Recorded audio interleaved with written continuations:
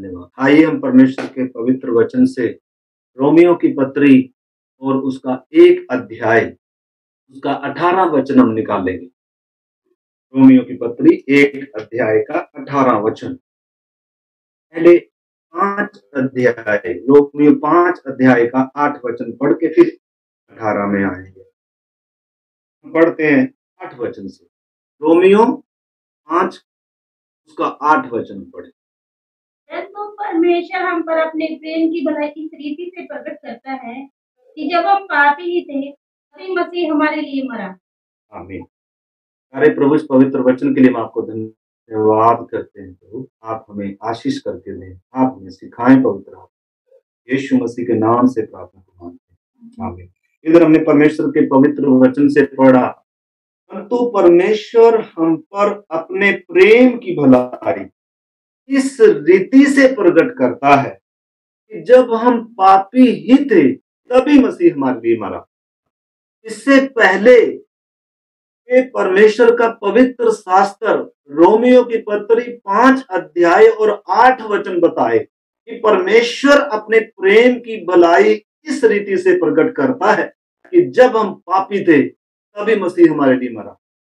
लेकिन इस वचन से पहले, इस बात से पहले रोमियो 1 अध्याय पौलुस उस बात पर जोर दे रहा है। तो आइए हम इससे पहले कि हम ये बात देखें, आइए रोमियो की पत्री 1 अध्याय भी हम पढ़ते हैं, उसका 18 वचन हम पढ़ेंगे। परमेश्वर का क्रोध तो उन लोगों की सब धर्म पर स्वर्ग से प्रकट होता है जो सत्य को अधर्म से दबाए रखते हैं। हाँ, इधर लिखा है परमेश्वर का क्रोध तो उन लोगों की सब अभक्ति और अधर्म पर स्वर्ग से प्रकट होता है जो सत्य को अधर्म से दबाए रखते हैं। बहुत बार हम परमेश्वर के प्रेम के बारे में, परमेश्वर की आशीष के बारे में, परमेश्वर के वायदों के बारे में ज्यादातर हम सुनते हैं और सुनना भी चाहिए। धन्यवाद करते हैं, परमेश्वर ने पापियों से इतना प्रेम किया है। लेकिन पौलुस इससे पहले कि परमेश्वर के प्रेम के बारे में बताए, उससे पहले परमेश्वर का दास परमेश्वर के क्रोध के बारे में बता रहा है कि परमेश्वर का क्रोध अति जरूरी है। हर एक व्यक्ति को उद्धार की अगर कीमत मालूम होनी है, उद्धार की अगर आवश्यकता मालूम होनी है, तो उससे पहले एक व्यक्ति को परमेश्वर के क्रोध के बारे में मालूम होना, तभी हम एक व्यक्ति उद्धार को, परमेश्वर के प्रेम को, परमेश्वर के अनुग्रह को समझ पाएगा।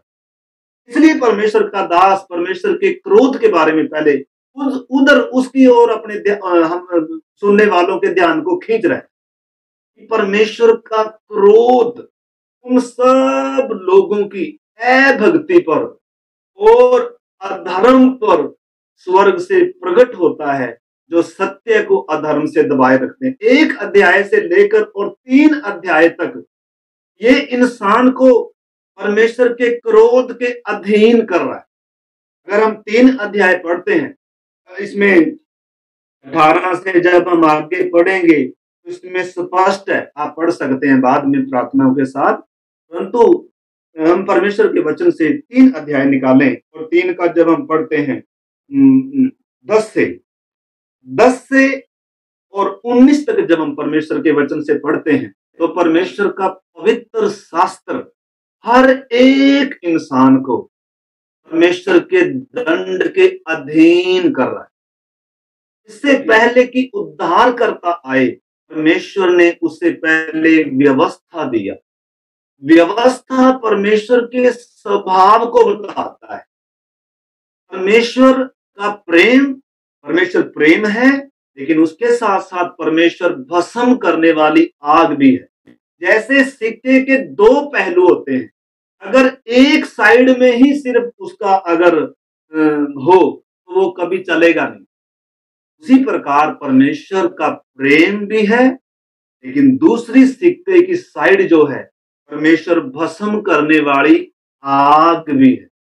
व्यवस्था देने का मतलब यही था ताकि इंसान परमेश्वर के न्याय को समझ पाए, इंसान परमेश्वर के पाप के ऊपर, अधर्म के ऊपर जो उसका क्रोध है उसको समझ पाए, तभी परमेश्वर के प्रेम को समझ पाएगा। यही कारण था कि परमेश्वर ने सबसे पहले मनुष्य को व्यवस्था दिया। आपको मालूम है, परमेश्वर का क्रोध शुरू से, उत्पत्ति से, वाटिका से ही हम परमेश्वर के क्रोध को भी देखते हैं और परमेश्वर के प्रेम को भी देखते हैं। इसलिए जब परमेश्वर ने इंसान को अपने स्वरूप समानता में बनाया और सब चीजों पर अधिकारी ठहराया, लेकिन उसके साथ साथ परमेश्वर ने आज्ञा भी दिया। 2:17 जब उत्पत्ति हम पढ़ते हैं, उसमें लिखा है, इस वाटिका के सब वृक्षों के फल तू खा सकता है, परंतु भले और बुरे के ज्ञान का जो वृक्ष है उसमें से तू कभी ना खाना, क्योंकि जिस दिन तू खाएगा उस दिन निश्चय मर जाएगा। दंड आएगा परमेश्वर का क्रोध आएगा। वो बदल नहीं सकता, परमेश्वर कभी बदल नहीं सकता, परमेश्वर कभी माफ नहीं कर सकता। न्याय का पूरा होना अति अनिवार्य है। इसलिए परमेश्वर ने आदम को आज्ञा दिया था कि उसमें से नहीं खाना, लेकिन जब इंसान ने खाया, परमेश्वर का प्रेम भी हम उधर देखते हैं और परमेश्वर का न्याय भी हम देखते हैं। मौत दंड के तौर पर आई, 3 किस्तों में आई, हमने कई बार देखा। सबसे पहले तो मौत कौन सी किस्त आई? आत्मिक तौर पर इंसान क्या हो गया? मर गया। परमेश्वर के साथ संबंध टूट गया। पापी के साथ अब परमेश्वर का कोई संबंध नहीं है, अब न्याय है।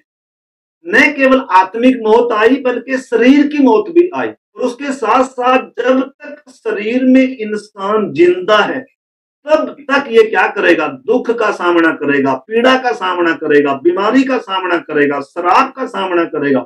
भूमि इसको पूरी उपज देगी नहीं, खून पसीना बहाएगा। दंड आ गया परमेश्वर का।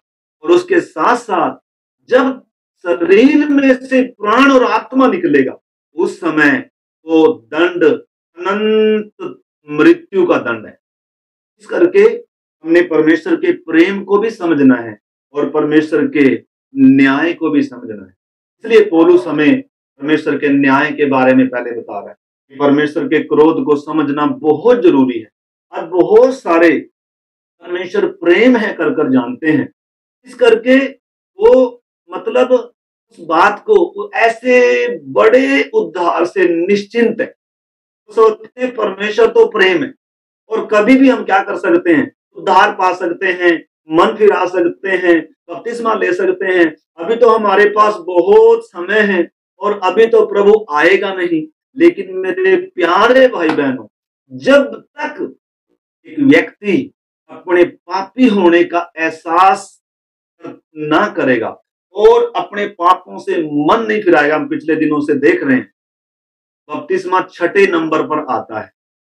उससे पहले 6 कदम है पापी इंसान ने होश में आकर उन 6 कदमों को उठाकर और 5 कदम उठाकर 6ठा कदम बपतिस्मा है। और तब इंसान को पापों की माफी मिलती है। पापों की माफी मिलती किस आधार पर है? जब एक पापी व्यक्ति अपने पापों के प्रति पश्चाताप करते हुए, मन फिराते हुए और परिवर्तन होकर यीशु को अपने व्यक्तिगत जीवन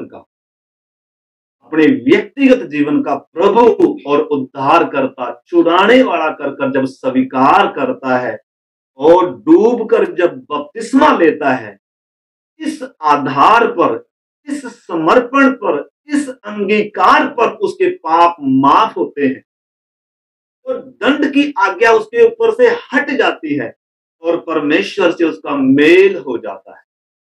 तो परमेश्वर का क्रोध जब हम देखते हैं, आने वाले दिनों में हम परमेश्वर के क्रोध को भी देखेंगे और परमेश्वर के प्रेम को भी देखेंगे, क्योंकि बहुत जरूरी है दोनों बातों को देखना। तो वाटिका में परमेश्वर का क्रोध गिरा और उसके बाद हम देखते हैं जल प्रलय के द्वारा परमेश्वर का क्रोध संपूर्ण पृथ्वी के ऊपर, संपूर्ण मानव जाति के ऊपर गिरा। परमेश्वर कह रहा है, मेरे सामने पूरी मानव जाति का अंत करने का क्या आ गया? प्रश्न आया है। क्या जंतु, क्या रेंगने वाले जंतु हो या कितने जो भी परिंदे हो या मनुष्य, जो भी, सबको मैं क्या कर डालूंगा? मिटा डालूंगा। आपके ऊपर परमेश्वर का भयानक क्रोध है। आपके ऊपर, अधर्म के ऊपर परमेश्वर का क्रोध आग के समान भड़कता है। परंतु परमेश्वर का प्रेम भी है। इसलिए परमेश्वर का क्रोध धीरे से प्रकट होता है, मतलब विलंब से क्रोध करने वाला परमेश्वर है। हम बहुत जल्दी क्रोध करते हैं क्योंकि हम पाप के प्रभाव में हैं, लेकिन परमेश्वर का जो स्वभाव है वो विलंब से क्रोध करने वाला परमेश्वर है। मौका देता है क्योंकि अनुग्रहकारी भी है, प्रेमी भी है, दयावंत भी है। इस करके इंसान को जो परमेश्वर ने अपने स्वरूप समानता में बनाया है, तो परमेश्वर अनुग्रहकारी होने के कारण, प्रेमी होने के कारण इंसान को मौका दे रहे। इसलिए आदम के ऊपर जो वो मृत्यु 3 किस्तों में आई, आत्मिक तौर पर मरा, उसके बाद काफी समय बाद शरीर की मौत है, और शरीर की मौत के बाद अनंत मृत्यु है। इस करके मेरे प्यारे भाई बहन, हर एक मेरे भाई बहन जो भी इस वचन को हम सब सुन रहे हैं, हमने परमेश्वर के क्रोध को भी पहचाना है और हमने परमेश्वर के प्रेम और अनुग्रह को पहचाना। हम देखते हैं वाटिका में परमेश्वर का क्रोध को देख सकते हैं और जल प्रलय के द्वारा परमेश्वर के क्रोध को देख सकते हैं। संपूर्ण मानव जाति नाश होगी, लेकिन बचा कौन? जो किस्ती के अंदर था। विश्वास कर रहे हैं लेकिन किस्ती के बाहर है, आज्ञा मान रहे हैं, मन फिरा रहे हैं, लेकिन किस्ती के बाहर हैं, वो भी बचेंगे नहीं। बहुत सारे विश्वास करते हैं लेकिन अभी तक मसीह में आए नहीं। अभी तक जंगली जैतून से, जिस जंगली जैतून का अंत जलाया जाना है, उसके ऊपर परमेश्वर का क्रोध भड़क रहा है। जब तक इंसान इस जंगली जैतून में से निकलता नहीं है, काटा नहीं जाता।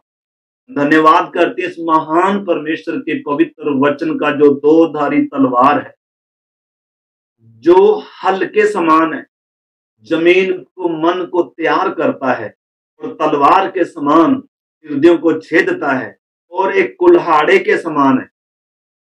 मत्ती 3:7 में कहता है, 10 में, यूहन्ना, परमेश्वर का लिखा है, कुल्हाड़ा पेड़ों की जड़ पर रखा हुआ है।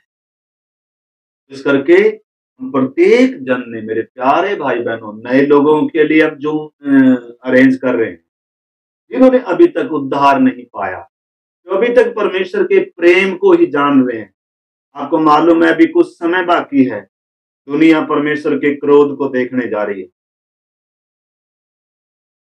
दुनिया परमेश्वर के क्रोध को देखने जा रही है। तो वाटिका में देखा, देख सकते हैं हम, जल प्रलय के द्वारा परमेश्वर के क्रोध को भी देखते हैं, प्रेम को भी देखते हैं, अनुग्रह को भी देखते हैं। बचाना चाहता है, इसलिए मौका दिया। काफी लंबा समय लग गया नूह को किस्ती बनाने में, लेकिन लोग, जानवर किस्ती के अंदर आ गए, लेकिन इंसान का मन पाप ने इतना कठोर कर दिया, ये लापरवाही कर रहा था, ये ठट्ठों में उड़ा रहा था, ये अपने पापों से मन फिराने के लिए तैयार नहीं था, इंजॉय कर रहा था।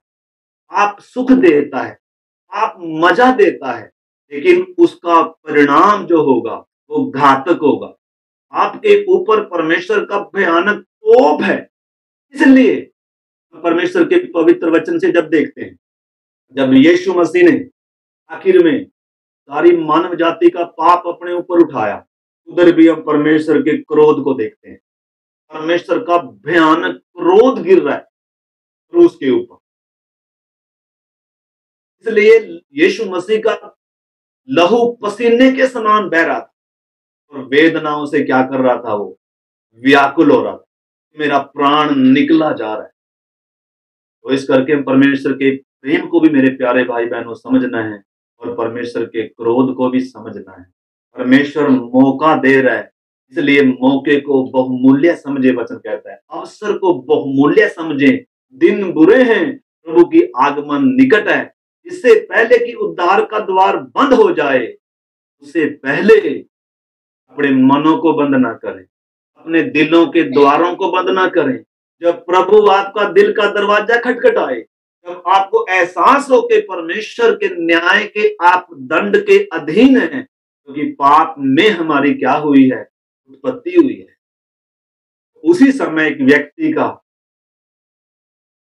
परमेश्वर आज्ञा दे रहा है वास्तव में, जब से क्रूस पर कीमत अदा करी गई, जब से मृत्यु का नाश किया, जब से वो बीच की दीवार परमेश्वर ने हटाई, परमेश्वर का न्याय गिर गया, न्याय पूरा हो गया, तब से मानव जाति को परमेश्वर मन फिराने की आज्ञा देता है।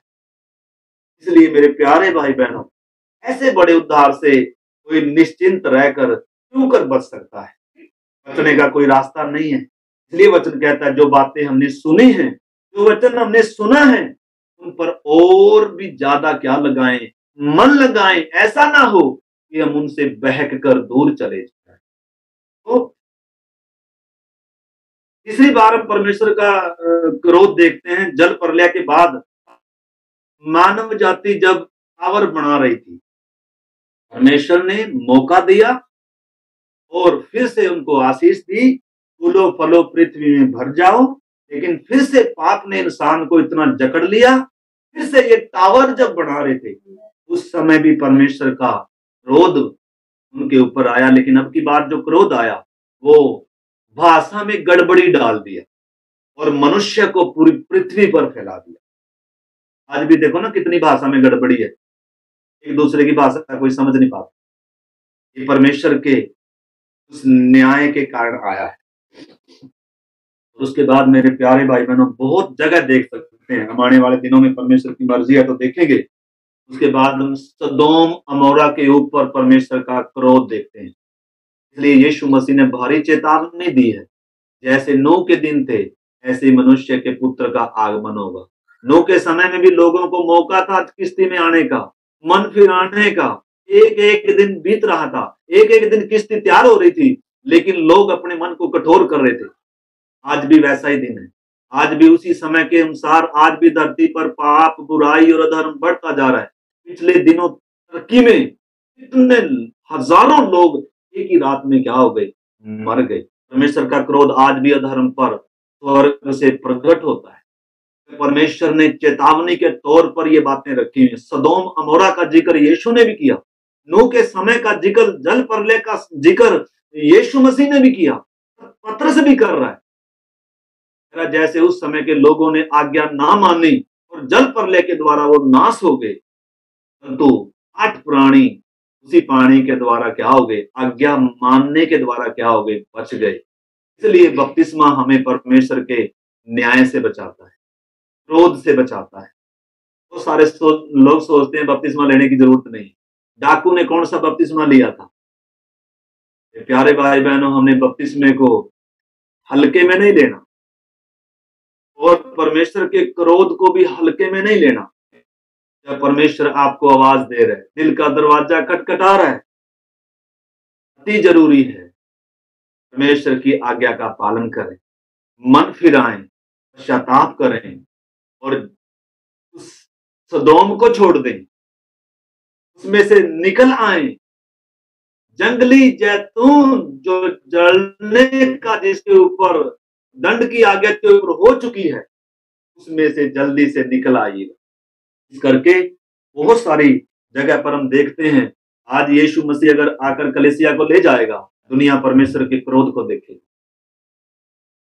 इस करके इससे पहले कि क्रोध परमेश्वर का प्रकट हो, उससे पहले परमेश्वर का प्रेम, अनुग्रह इंसान को मन फिराने का मौका दे रहा है। इस करके हम परमेश्वर के पवित्र वचन से देखते हैं, रोम इसका यूहन्ना 3 अध्याय और उसका 16 आयत जब हम पढ़ते हैं, 3 का 16 में बाइबल की सबसे बहुमूल्य आयत है कि परमेश्वर ने सारे जगत से ऐसा प्रेम किया कि अपना इकलौता पुत्र दे दिया।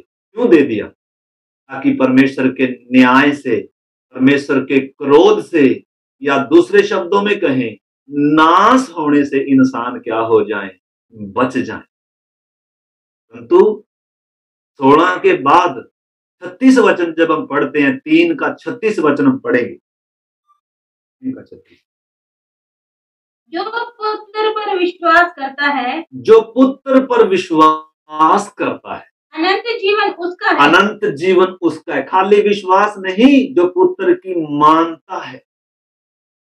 बहुत सारे इस शब्द को ले लेते हैं कि जो विश्वास करता है वो नाश नहीं होगा, लेकिन नहीं।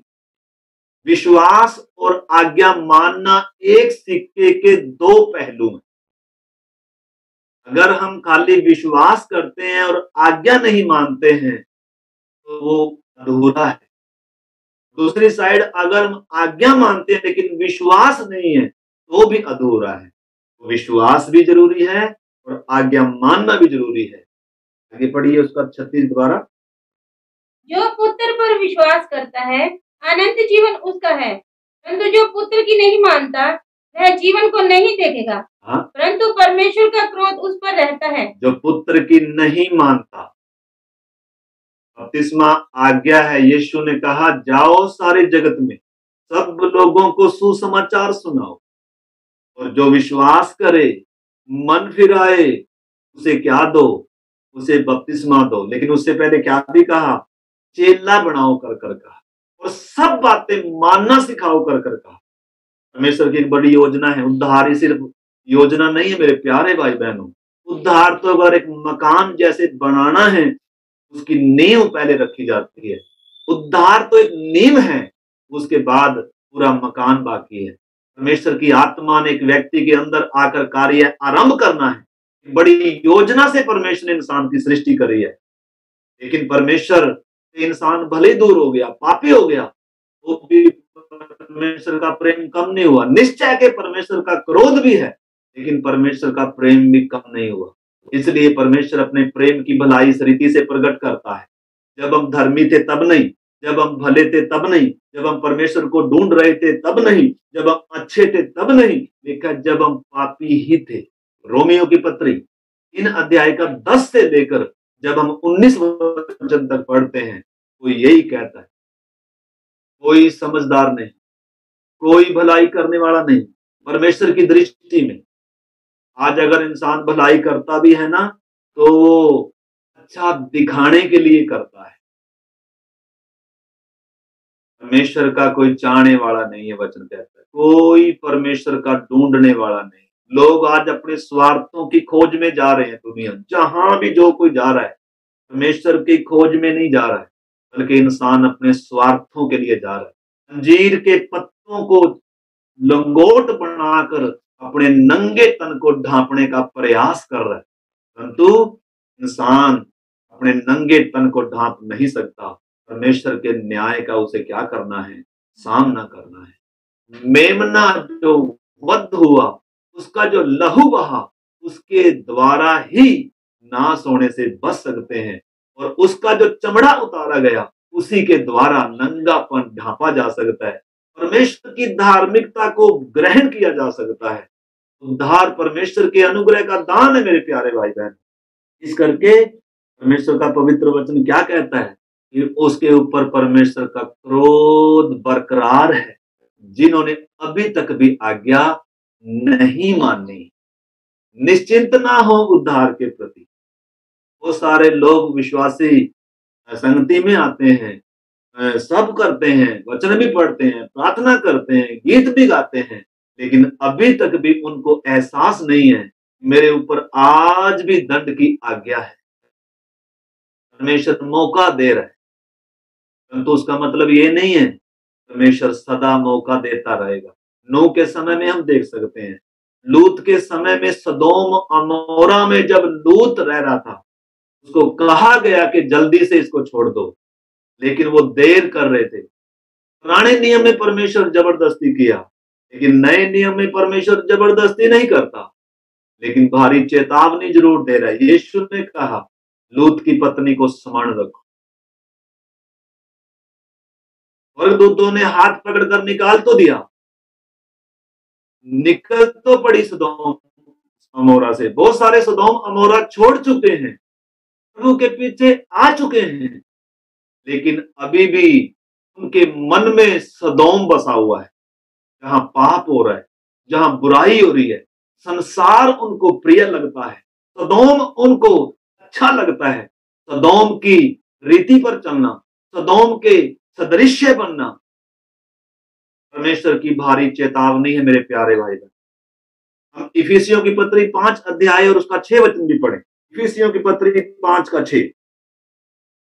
कोई तुम्हें व्यर्थ बातों से धोखा न दे, क्योंकि इन्हीं कामों के कारण परमेश्वर का क्रोध आज्ञा न मानने वालों पर भड़कता है। इसीलिए तुम उनके सहभागी न हो। हाँ, परमेश्वर का क्रोध आज्ञा न मानने वालों पर भड़कता है। ऊपर लिस्ट दी गई है, ये 5 वचन भी पढ़िए उसका। क्योंकि तुम यह जानते हो कि किसी व्यभिचारी या अशुद्ध जन या लोभी मनुष्य की जो मूर्ति पूजा के बराबर है, लिस्ट दी गई है। व्यभिचार, लोभी, शुद्ध, लोभ भी जो मूर्ति पूजा के बराबर। आज बहुत सारे विश्वासी हैं, परंतु लोभ, लालच, संसार से प्रेम, संसार की रीति, संसार की चिंता, ये चीजें उनको क्या कर रही है, ज्यादा महत्वपूर्ण लग रही है, ज्यादा कीमती लग रही है। इसलिए लूत की पत्नी को वचन कहता है, समान रखो। पीछे मुड़कर देख रही है, उसी समय नमक का खंबा बन गई। पीछे मुड़कर देखने का कोई मौका नहीं है। इस करके यीशु ने कहा, जो हल पर हाथ रखकर पीछे मुड़कर देखता है वो मेरे राज्य के लायक नहीं, लायक नहीं। इस करके मेरे प्यारे भाई बहन, अति जरूरी है इन बातों को जानना, क्योंकि सदोम में जो पाप है, सुख है पाप का, वो इंसान को अपनी ओर खींचता है। संसार की वस्तुओं का प्रेम अपनी ओर खींचता है। सदोम में की बातें अपनी ओर खींचती हैं, क्योंकि पाप सुख देता है, पाप मजा देता है, धन दौलत का प्रेम अच्छा लगता है, संसार की मित्रता अच्छी लगती है, लेकिन उसका जो परिणाम होगा वो बहुत घातक होगा। वो कह रहा है, मैंने तुम्हें संसार में से चुन लिया है, तुम संसार के नहीं। बहुत सारे लोग संसार का मित्र होना चाहते हैं, संसार में ही मेरे प्यारे भाई बहनों में रहना है, दुश्मनी नहीं करनी संसार से, परंतु संसार से प्रेम करना है। लेकिन कैसे करना है? मसीह में होकर करना है। सबसे पहले मसीह को प्रेम करना है, मसीह में होकर हमने दूसरों से, संसार से प्रेम करना है। संसार को बचाने के लिए हमें जान भी देनी पड़े, उसके लिए भी हमें तैयार रहना है। तो आपने समझना है, अगर प्रभु से बढ़कर, वचन से बढ़कर, उद्धार से बढ़कर, अपने प्राणों से बढ़कर अगर हम संसार को प्रिय जानते हैं, संसार में की बातों को प्रिय जानते हैं, यूहन्ना साफ कहता है, न तो संसार से न संसार में की वस्तुओं से प्रेम रखो। जिस यूहन्ना ने प्रेम के बारे में अपनी तीनों पत्रियां लिखी हैं, जिसने यूहन्ना सुसमाचार लिखा, उस यूहन्ना ने प्रेम के बारे में 3 पत्रियां लिखी हैं। और वो अपनी पत्रियों में क्या भी कह रहा है, चीज को हमने समझना होगा।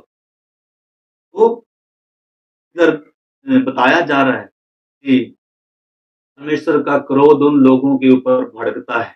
मेरे प्यारे भाई बहनों, आइए हम परमेश्वर के वचन से एक वचन और पढ़ते हैं। आप मत्ती, कई बार आपने ये वचन पढ़ा होगा, 10 अध्याय 26 से पढ़ेंगे। 10 अध्याय 26 से, मत्ती 10 का 26।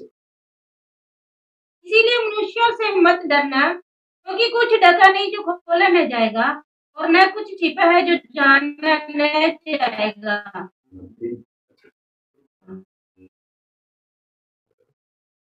इसीलिए मनुष्यों से न डरना, क्योंकि कुछ ढका नहीं जो खोला न जाएगा, और न कुछ छिपा है जो जाना न जाएगा। एक मिनट में पढ़ता हूँ। लिखा है, इसलिए मनुष्यों से मत डरना, क्योंकि कुछ ढका नहीं जो खोला न जाए, और न कुछ छिपा है जो जाना न जाए।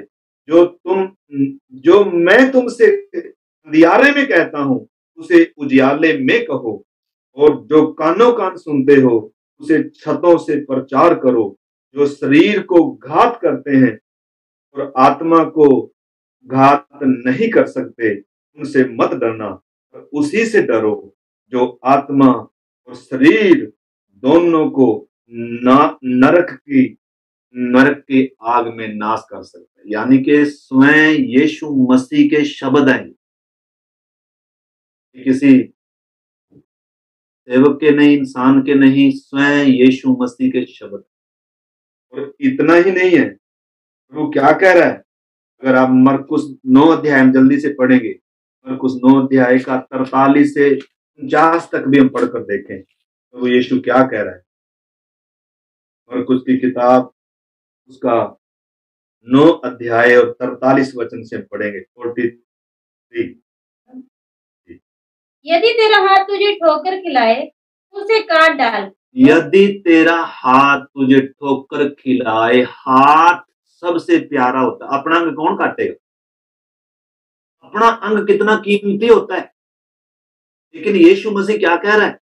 परमेश्वर के क्रोध के बारे में जब जिक्र कर रहा है, उस न्याय के बारे में जब जिक्र कर रहा है, उस नरक के बारे में जब बता रहा है, कह रहा है कोई बात नहीं, तेरा एक हाथ है, कोई बात नहीं, एक हाथ रहते तू स्वर्ग में चला जाए। कहीं ऐसा ना हो 2 हाथ तो तेरे पास हैं लेकिन तू नरक में चला जाए। ऐसा ना हो 2 पांव रखते लेकर तू नरक में चला जाए। उससे भला है एक पांव ही तेरे पास हो, लंगड़ा ही होकर कम से कम किधर प्रवेश कर जा? स्वर्ग में प्रवेश कर। यानी कि पांव और हाथ इंसान का देह का अंग है, या इनको काट सकता है कोई? लेकिन यीशु मसीह कह रहा है ये भी अगर करना पड़े नाश होने से बचने के लिए, परमेश्वर के न्याय से बचने के लिए, अगर अंग भी काटना पड़े तो उसमें भी देरी नहीं करनी। आज तो लोग और चीजें नहीं छोड़ते जो हमारे अंग नहीं है, वैसे बाहर से छुटी हुई चीजें हैं, उसको छोड़ने के लिए तैयार नहीं है। अंग काटने की बात आएगी तो फिर तो पता नहीं क्या होगा। इसका मतलब परमेश्वर के न्याय के बारे में उनको अभी मालूम नहीं है, परमेश्वर के भयानक कोप के बारे में वो जानते नहीं है। इसलिए प्रभु ने क्या कहा, आगे पढ़िए 48 से, यदि तेरा हाथ तुझे ठोकर खिलाए तो उसे काट डाल, ऊंधा होकर जीवन में प्रवेश करना तेरे लिए इससे भला है कि 2 हाथ रहते हुए नरक की आग में डाला जाए, जो कभी बुझने की नहीं, जो कभी बुझने की नहीं। आगे लिखा, जहां उनका कीड़ा नहीं मरता और आग नहीं बुझती। यदि तेरा पांव तुझे ठोकर खिलाए तो उसे काट डाल, लंगड़ा होकर जीवन में प्रवेश करना तेरे लिए इससे भला है कि 2 पांव रहते हुए नरक में डाला जाए। और आगे लिखा है, बार बार कह रहा है प्रभु, जहां उनका कीड़ा नहीं मरता और आग नहीं बुझती। यीशु मसीह के शब्द है। आज अगर किसी को ये बताए ना, वो बोलते हैं, ऐसा लगेगा ये डरा रहे हैं। यीशु मसीह ने सबसे ज्यादा नरक का जिक्र किया, स्वर्ग के बारे में भी जिक्र किया, नरक के बारे में भी जिक्र किया, परमेश्वर के प्रेम के बारे में भी बताया, परमेश्वर के न्याय के बारे में, क्रोध के बारे में भी बताया। इस करके मेरे प्यारे भाई बहनों, दोनों बातों को हमें समझना हो। आप इस समय किधर हैं? बहुत सारे अभी भी मिस्र में हैं, सदोम में हैं, जंगली जैतून में हैं, कोई बात नहीं। आप इन्हीं दिनों अपने जीवनों को जांचे। उद्धार का दरवाजा अभी खुला हुआ है, लेकिन अगर आज बंद हो जाए दोबारा मौका नहीं होगा मेरे प्यारे भाई। तो परमेश्वर डरा कर किसी को उद्धार में लाने का प्रोग्राम नहीं है, लेकिन सच्चाई बता रहा है, वास्तविकता बता रहा है। क्यों? क्योंकि बहुत सारे लोग उन चीजों को अहमियत नहीं देते हैं। प्रभु तो माफ करेगा, प्रभु ने तो प्रेम किया है, प्रभु तो प्यार करता है, पापियों के लिए उसने अपनी जान दी। हाँ, इसमें कौन सी झूठ है भाई? बिल्कुल सच है। लेकिन परमेश्वर का न्याय भी तो है, ठीक है। दंड की आज्ञा का कारण यह है कि ज्योति जगत में आई, परंतु मनुष्यों ने अंधकार को ज्योति से अधिक प्रिय जाना। क्यों? क्योंकि उनके काम बुरे थे। अगर आज अभी तक भी आप अंधकार को प्रिय जानते हैं, उसी समय आप ज्योति से बैर रखते हैं। लेकिन जब आप ज्योति से प्रेम रख रहे हैं, सत्य से प्रेम रख रहे हैं, उसी समय आप अंधकार से नफरत कर रहे हैं, आपसे नफरत कर रहे हैं। दोनों साइड नहीं हो सकते। जब हम अंधकार को प्रिय जानते हैं, अंधकार में चल रहे हैं, अंधकार में जी रहे हैं, अंधकार को प्रिय जानते हैं, उस समय हम ज्योति से बैर रख रहे हैं, ज्योति के निकट आना नहीं चाहते, ज्योति को ग्रहण करना नहीं चाहते, सत्य का सामना करना नहीं चाहते, सत्य को स्वीकार करना नहीं चाहते। इसलिए थिस्सलुनीकियों की पत्री में लिखा हुआ एक वचन है, वो भी हम पढ़ेंगे। दूसरा थिस्सलुनीकियों की पत्री 2 अध्याय, दूसरा थिस्सलुनीकियों 2 अध्याय, और उसका हम पढ़ते हैं 10 वचन, 2 का 10। और नाश होने वालों के लिए, और नाश होने वालों के लिए अधर्म के सब प्रकार के धोखे के साथ होगा, क्योंकि उन्होंने सत्य से प्रेम नहीं किया, जिससे उनका उद्धार होता। इस कारण परमेश्वर उनमें एक भटका देने वाली सामर्थ को, एक भटका देने वाली आत्मा को भेज देता है, ताकि वो झूठ की प्रतीति करे। आज ज्यादातर झूठ की प्रतीति करते हैं। ऐसा पास्टर सुनना चाहते हैं, ऐसा वचन सुनना चाहते हैं जो ये कहे चलो कोई बात नहीं, 1 महीने में प्रार्थना में आ जाओ, चलो कोई बात नहीं बपतिस्मा भी ले लो, लेकिन ये चीजें भी कर लो। आज ऐसा झूठ सुनना पसंद करते हैं, सत्य को सुनना, सत्य का सामना करना पसंद नहीं करते हैं, सत्य से प्रेम नहीं करते हैं, जिससे उनका उद्धार होता। लेकिन वचन कहता है सत्य से प्रेम नहीं करता एक व्यक्ति, सत्य को सुनने का परमेश्वर ने उसको मौका दिया, लेकिन जब सत्य को स्वीकार नहीं करे, उधर परमेश्वर एक दुष्ट आत्मा, एक भटकाने वाली आत्मा भेज देगा, तो चमत्कार दिखाएगी। ऊपर अगर आप इसका पढ़ेगा, 8 से अगर आप पढ़े, 7 से लिखा, क्योंकि अधर्म का भेद अब भी कार्य करता जाता है, और अभी एक रोकने वाला है, जब तक वह दूर न हो जाए वह रोके रहेगा। तब वह अधर्मी प्रकट होगा, जिसे प्रभु अपने मुंह की फूंक से मार डालेगा, और अपने आगमन के तेज से उसे भस्म करेगा। उस अधर्मी का आना शैतान के कार्य के अनुसार सब प्रकार की झूठी सामर्थ्य, चिन्ह और अद्भुत काम के साथ होगा। ये नाश होने वालों के साथ लिए है। इस करके मेरे प्यारे भाई बहन, आप सब जो इन दिनों परमेश्वर के वचन को सुन रहे हैं, जिन्होंने अभी तक उद्धार नहीं पाया है, जिन्होंने अभी तक भी अपने जीवन का सबसे बहुमूल्य और सबसे जरूरी फैसला नहीं लिया है, आपका ये निर्णय ही आपका अनंत काल आधारित करेगा। करके हम प्रार्थना करने जा रहे हैं, लेकिन कुछ बात और मैं थोड़ा सा आपका ध्यान खींचने के लिए एक वचन और आप मेरे साथ आप पढ़े। हमने 49 तक पढ़ लिया मरकुस का, ये 49 तक, 9 का 43 से 49 तक हम पढ़ रहे थे। यदि तेरी आंख तुझे ठोकर खिलाए तो उसे निकाल डाल। यदि तेरी आंख तुझे ठोकर खिलाए तो उसे क्या कर दे? निकाल डाल। आंख निकालने के लिए परमेश्वर बोल रहा है। बहुत सारे आज आंख तो कहां निकाल लेंगे, कुछ और निकालने के लिए भी तैयार नहीं होते, जो वचन के अनुसार सही नहीं है, जो परमेश्वर की महिमा के लिए नहीं है। बहुत सारे लोग इन बातों को बहुत हल्के में लेते हैं। वचन तो कहता है तेरी आंख भी अगर तुझे नाश होने का कारण या ठोकर खिला रही है ना, स्वर्ग में जाने से, प्रवेश करने से अगर रोक रही है, पाप में गिरा रही है, परमेश्वर से दूर कर रही है, सत्य से भटका रही है, तो आंख को भी निकाल दे, काना होकर कम से कम स्वर्ग में क्या कर जा, प्रवेश कर जाके। कि तू 2 आंख रहते हुए नरक में डाला जाए। 2 आंख रहकर, ठीक है 2 आंख तो मेरी हैं, लेकिन भाई क्या फायदा होगा अगर नरक में डालना जाए?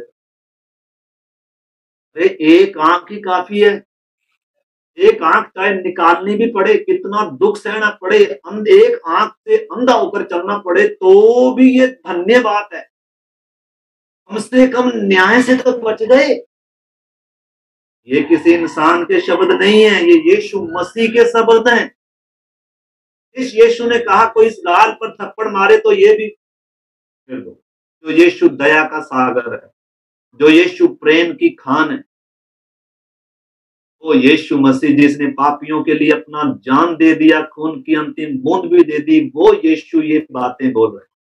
क्या भी बोल रहा है, मुझसे बढ़कर जो अपने माँ बाप भाई बहन को, संसार को, किसी भी बात को अगर प्रिय जानता है, मेरे प्यारे भाई बहनों, वो वचन साफ कहता है वो स्वर्ग के लायक, स्वर्ग के योग्य नहीं है। आज हम किसको प्राथमिकता देते हैं? जिन्होंने उद्धार पाया उन्होंने भी, हम सब ने समझना है, मैं यीशु के द्वारा परमेश्वर के भयानक कोप से बच गया, परमेश्वर के क्रोध से बच गया, परमेश्वर के न्याय से बच गया। यीशु मसीह ने मुझे परमेश्वर के न्याय से बचाया है, नाश होने से बचाया है। इसलिए परमेश्वर के प्रति आभारी रहना है, धन्यवादित रहना है, उसे प्रेम करना है सबसे बढ़कर। और रिश्ते शरीर के जो साथ जुड़े हुए हैं, लेकिन यीशु का रिश्ता आत्मा और प्राण से जुड़ा हुआ है। यीशु का रिश्ता अनंत काल से जुड़ा हुआ है। बाकी रिश्ते सिर्फ इस मिट्टी के शरीर से, इसी धरती के लिए जुड़े हुए हैं। उसके बाद कोई माँ नहीं, कोई बाप नहीं, कोई बेटा नहीं, कोई बेटी नहीं। इस करके प्रभु यीशु इस बड़े रिश्ते को अहमियत दे रहे हैं, बाकी रिश्तों को नहीं। इस करके यीशु ने खुद भी कहा कि कौन मेरी माँ और कौन मेरे भाई, कौन मेरी बहनें, ये हैं जो परमेश्वर के वचन को मानते हैं और उसके अनुसार चलते हैं।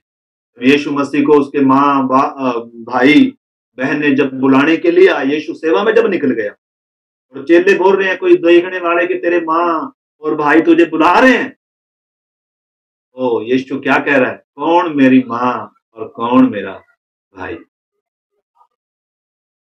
ये हैं जो परमेश्वर के वचन को मानते और उसको उसके अनुसार चलते हैं। मेरे प्यारे भाई बहन, यीशु मसीह भी शरीर के रिश्तों को अहमियत नहीं दे रहा, बल्कि आत्मिक रिश्ते को अहमियत दे रहा है। जो उसके वचन को मानते हैं और जो उसके पीछे चलते हैं, तब वो उस रिश्ते को अहमियत दे रहे हैं। इस करके जैसे प्रभु ने किया, उन्हीं पद चिन्हों पर मुझे और आपको भी चलना है। यीशु हमें आदर्श देकर गए हैं कि हम भी उसके पद चिन्हों पर चलें। उसने दुख उठाकर धमकी नहीं दी, किसी को गाली सुनकर गाली नहीं दी, अपने आप को सच्चे न्याय के हाथ में सौंप दिया। इस करके मेरे प्यारे भाई बहनों, इन्हीं दिनों हम परमेश्वर के क्रोध के बारे में, परमेश्वर के प्रेम के बारे में थोड़ा हम सीखेंगे, ताकि हमारी आंखें खुले, ताकि हमारी समझ खुले। यीशु मसीह ने परमेश्वर का वो कितना भयानक कोप था, कितना दर्दनाक वो अनुभव था जो यीशु ने मेरे और आपके लिए सह लिया। उन्होंने मुझे और आपको कितना प्रेम किया है। दंड मेरा था, हम आज एक सेकंड के लिए भी जिंदा रहने के योग्य नहीं है, लेकिन परमेश्वर का मेमना जगत की उत्पत्ति से ही वध हो चुका है। परमेश्वर ने अपने प्रेम को अदेन की वाटिका में से ही प्रकट करके दिए, इसलिए परमेश्वर उसको देख रहा है, उस लहू को देख रहा है, उस मेमने को देख रहा है, उस मध्यस्थ को देख रहा है, उस यीशु को देख रहा है, और इसलिए इंसान को मौका दे रहा है।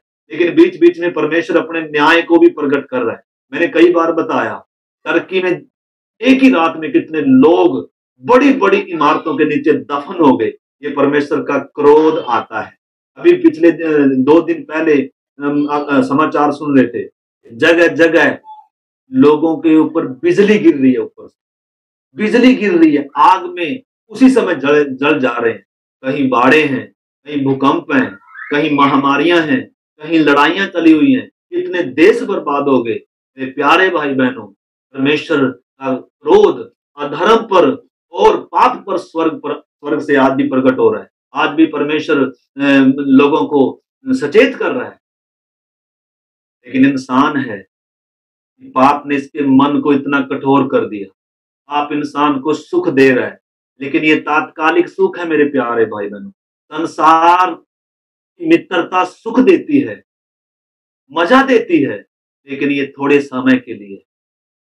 मूसा जब सियाना हुआ, उसने पाप में थोड़े दिन के सुख भोगने से परमेश्वर भोगना अधिक उत्तम था। आज आप किसका चुनाव करेंगे? आज फैसले की घड़ी है। आज चुनाव करने का समय है।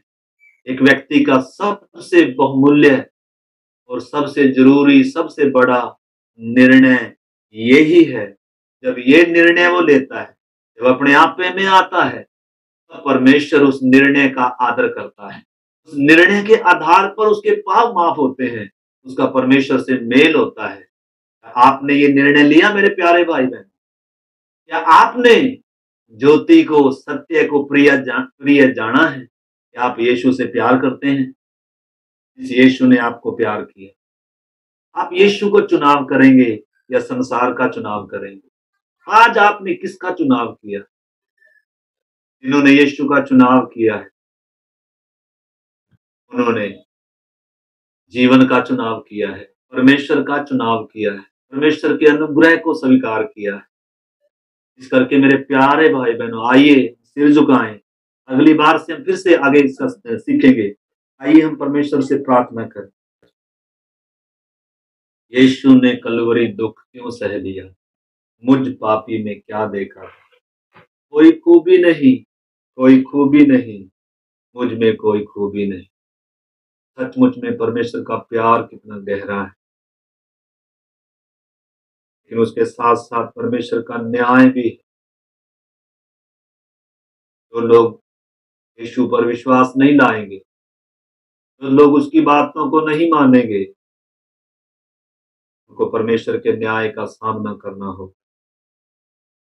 जो लोग देर करेंगे, शायद उनके लिए देर हो जाएगी। इसलिए आइए मेरे प्यारे भाई बहनों, अभी भी जो हमारे परिवार में जिन्होंने अभी तक उद्धार नहीं पाया, उनके लिए हम प्रार्थना करें। उनके लिए भी हम कोशिश करें उनका भी उद्धार हो जाए। कोई परमेश्वर के प्रेम का चुनाव करें, आंखें खुल जाएं, समझ खुल जाए। आइए हम सब मिलकर प्रार्थना करें। हमारे स्वर्गीय पिता परमेश्वर, हम आपको दिल से धन्यवाद करते हैं, क्योंकि आप धन्यवाद के योग्य हैं।